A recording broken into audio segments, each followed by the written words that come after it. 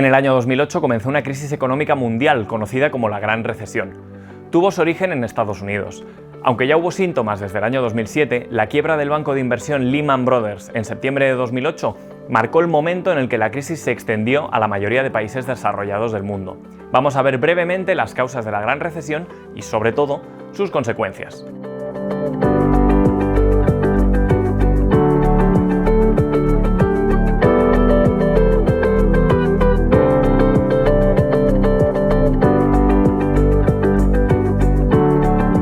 Tras los atentados del 11 de septiembre de 2001 y el estallido de la burbuja.com, la Reserva Federal decidió reducir los tipos de interés para combatir la desaceleración económica. Desde unos años antes, el gobierno estaba incentivando la concesión de hipotecas a ciudadanos poco solventes. El objetivo era que todos los ciudadanos de Estados Unidos pudieran tener una casa en propiedad y vivir el famoso sueño americano. Los bancos empezaron a conceder hipotecas a esos ciudadanos poco solventes, llamadas hipotecas subprime. Esto aumentó la demanda y, en consecuencia, los precios de las viviendas. Si algún hipotecado no pagaba, el banco se quedaba con el inmueble revalorizado y salía ganando de todas formas. Los bancos comerciales pronto se quedaron sin liquidez para conceder más hipotecas. Empezaron a vender paquetes de hipotecas como producto financiero a bancos de inversión. Estos productos se llamaban Mortgage Backed Securities o MBS. Los bancos comerciales conseguían liquidez para conceder más hipotecas y los bancos de inversión obtenían una buena rentabilidad cuando los hipotecados pagaban su deuda. Así, las hipotecas subprime se extendieron a la banca de inversión de Estados Unidos, de Europa y de otros lugares. En 2004 la Reserva Federal subió los tipos de interés. Por ello, las hipotecas variables se encarecieron y las hipotecas nuevas también. Esto hizo que la demanda dejase de crecer tan rápido, estabilizando el precio de la vivienda. Los hipotecados menos solventes no podían pagar sus hipotecas variables con mayores cuotas. Sus viviendas pasaron a manos de los bancos comerciales y se redujo la demanda hasta el punto en el que los precios comenzaron a bajar. Más y más hipotecas se impagaban y con los precios a la baja esto suponía una pérdida para los bancos comerciales y también para los bancos de inversión que habían comprado paquetes de hipotecas. La bomba de relojería que era el mercado inmobiliario estadounidense estaba lista para explotar. En agosto de 2007 quebró el banco de inversión American Home Mortgage.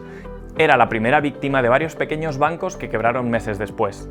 En marzo de 2008 cayó el banco de inversión Bear Stearns. JP Morgan Chase lo compró inmediatamente y contuvo por el momento el pánico financiero. El 15 de septiembre de 2008 quebró el gran banco de inversión Lehman Brothers. No fue rescatado y se desató por completo la crisis financiera. La quiebra de Lehman Brothers evidenció el enorme riesgo de los productos financieros expuestos a hipotecas subprime. La crisis financiera y crediticia se extendió con rapidez. Primero en todos Estados Unidos y muy pronto en Europa, donde varios bancos de inversión importantes habían comprado MBS durante los años anteriores. La crisis pronto se contagió a toda la economía, así se extendió a los principales socios comerciales de Estados Unidos y Europa. Las consecuencias fueron graves. Hubo una fuerte contracción de la actividad económica. Según la Organización Mundial del Comercio, en el año 2009 el comercio global se contrajo casi un 10%. Esto redujo los niveles de inflación hasta tal punto que se temió por una deflación prolongada. En la mayoría de países desarrollados, el Producto Interior Bruto se redujo durante el año 2009. El desempleo aumentó de forma generalizada. En el año 2011, la Organización Internacional del Trabajo comunicó un récord histórico de desempleo, con más de 200 millones de personas paradas en todo el mundo. Las consecuencias fueron distintas en cada país. Tras la caída de Lehman Brothers, cayeron también la gran aseguradora AIG y las compañías hipotecarias Fannie Mae y Freddie Mac. Las bolsas del país se desplomaron. Se destruyeron casi 9 millones de empleos. Millones de familias se quedaron primero sin casas y después sin ingresos. Además, las caídas bursátiles hicieron que mucha gente viera mermado su patrimonio. Ya en el segundo trimestre de 2008, el PIB de la eurozona se contrajo un 0,2%. 4 años después, en 2012, el PIB retrocedió casi un 1%. Esto muestra cómo la recesión duró bastante más tiempo en Europa que en Estados Unidos. Algunos de los países más afectados fueron los bálticos. Letonia, por ejemplo, vio caer su PIB más de un 30% y tardó más de 10 años en recuperar su nivel económico anterior. Grecia tuvo que ser rescatada en el año 2015 tras más de 3 años de negociaciones con la Unión Europea por los graves problemas de su deuda pública. Este conflicto generó la preocupación de que el euro estuviera en peligro como proyecto. Tras el rescate, las aguas se calmaron. España fue uno de los países europeos que más sufrió las consecuencias de la crisis. Hubo un boom inmobiliario durante los años 2000 por causas distintas al de Estados Unidos, pero formando igualmente una burbuja peligrosa que estalló junto con la crisis global. El desempleo creció con mucha fuerza, superando el 26% a finales del año 2012. Varias cajas de ahorros tuvieron que ser rescatadas. La economía española sufrió durante años, hasta el punto de no recuperar su nivel de PIB anterior hasta finales del año 2016. La crisis afectó en menor medida a América Latina porque su sistema financiero estaba mucho menos expuesto al mercado hipotecario estadounidense. El país latinoamericano más afectado fue México, porque tenía una fuerte relación comercial con Estados Unidos. En pocos meses, la crisis económica estadounidense contagió a la economía mexicana. En enero de 2009, el desempleo sobrepasó el 4% en el país, tras subir desde poco más del 3%. Durante ese año se perdieron más de 100.000 empleos en el sector turístico, ya que las visitas al país se redujeron con fuerza a causa de la crisis global. El peso mexicano llevaba desde 2008 depreciándose con respecto al dólar. En 2009 el PIB de México se redujo un 20%. Por suerte, se recuperó relativamente rápido, igual que la economía de su vecino del norte. En el resto del mundo, la crisis afectó a los países más desarrollados y a los que tienen relaciones comerciales más fuertes con Estados Unidos y con Europa. Japón vio caer su economía un 10% y no se recuperó hasta 2016. Y Corea del Sur cayó casi un 20%, pero se recuperó más rápido en el año 2011. En Oriente Medio, los países más afectados fueron Turquía, Arabia Saudí y Emiratos Árabes Unidos.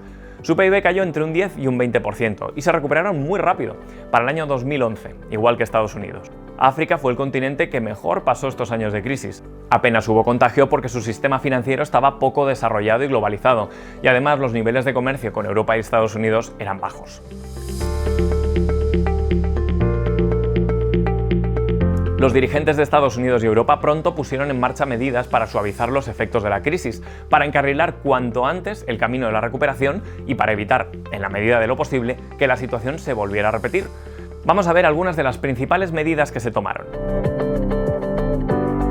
Los bancos suelen financiarse prestándose dinero unos a otros en el mercado interbancario. La crisis generó una gran desconfianza en los bancos y eso hizo que aumentaran los tipos de interés interbancarios. Frente a esto, la Reserva Federal y el Banco Central Europeo tomaron dos medidas. Por un lado, una inyección muy importante de liquidez. Un aumento de liquidez es una gran ayuda en un contexto de dificultad de financiación para los bancos.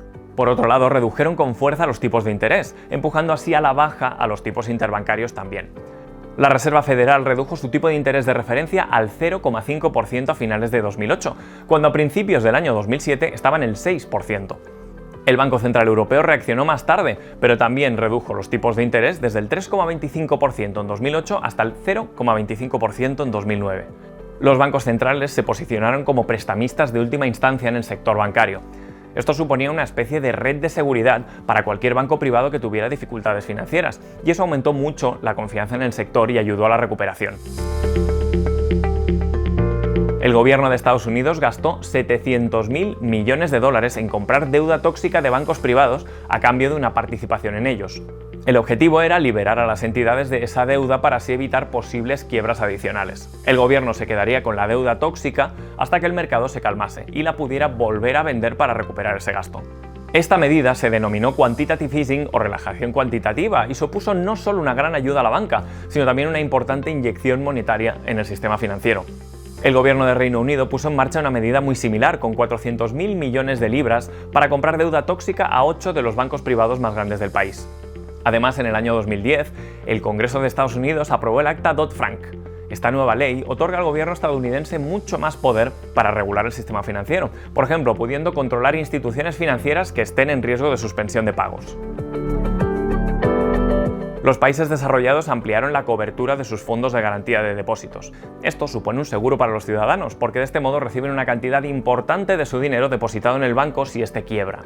Por ejemplo, en España en el año 2008 se aumentó la cobertura desde los 20.000 euros por persona y por entidad financiera hasta los 100.000 euros. Esto supone una protección muy importante para los ciudadanos ante futuras crisis financieras como la Gran Recesión. Tras la aplicación de todas las medidas mencionadas y con el paso del tiempo, la economía se recuperó gradualmente. En Estados Unidos, el PIB tocó fondo en el segundo trimestre de 2009 con una caída de más del 3%, y 2 años después ya había alcanzado su máximo anterior. El índice bursátil SP500 cayó más de un 50% entre 2007 y 2009 y en el año 2013 ya recuperó su valor máximo anterior. El desempleo aumentó desde el 5% en el año 2007 hasta el 10% en octubre de 2009 y no volvería a bajar al 5% hasta el año 2015, prácticamente 8 años después.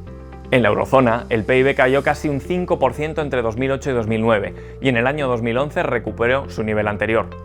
En cuanto a España, el PIB se redujo casi un 10% entre 2008 y 2012 y tardó en total 8 años en recuperar su valor de PIB previo a la crisis. Hay opiniones diversas sobre si las políticas expansivas ayudaron a la recuperación o la ralentizaron. Los defensores de estas políticas afirman que las ayudas y la inyección de dinero impulsan la actividad económica y por lo tanto la recuperación es más rápida.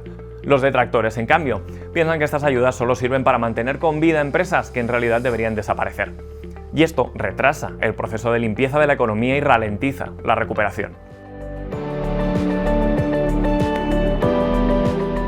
La Gran Recesión tuvo grandes consecuencias económicas y por lo tanto sociales. Se inició entre 2007 y 2008 y su duración fue muy distinta en diferentes países. Estados Unidos inició su recuperación en 2009, en cambio, España no empezó a salir del agujero hasta 2013. La burbuja hipotecaria en Estados Unidos que causó esta crisis se fraguó al calor de tipos de interés artificialmente bajos. No hemos aprendido la lección, ya que a mitad de la década de 2010 la Fed y el BCE volvieron a ubicar sus tipos de interés muy cerca del cero. Así, el crédito es muy barato. Esto no solo puede generar burbujas en el sector privado, como lo fue la de las hipotecas subprime, sino que permite a los estados financiarse de forma muy barata. Hoy tenemos el mayor endeudamiento público de la historia. La mayoría de países desarrollados tienen deudas cercanas o superiores al 100% del PIB, con déficits públicos año tras año. Esta situación financiera es delicada y solo el tiempo dirá si puede causar una crisis tan grave como la Gran Recesión. Si te ha gustado el vídeo, dale a like y suscríbete al canal de Value School. Te dejamos aquí otros vídeos que te pueden gustar. El primero explica con mayor detalle la crisis subprime, que como te hemos contado fue el germen de la Gran Recesión. El otro habla de cómo el estallido de la crisis estuvo a punto de llevarse por delante el sistema bancario y la economía de Islandia. Un saludo y hasta pronto.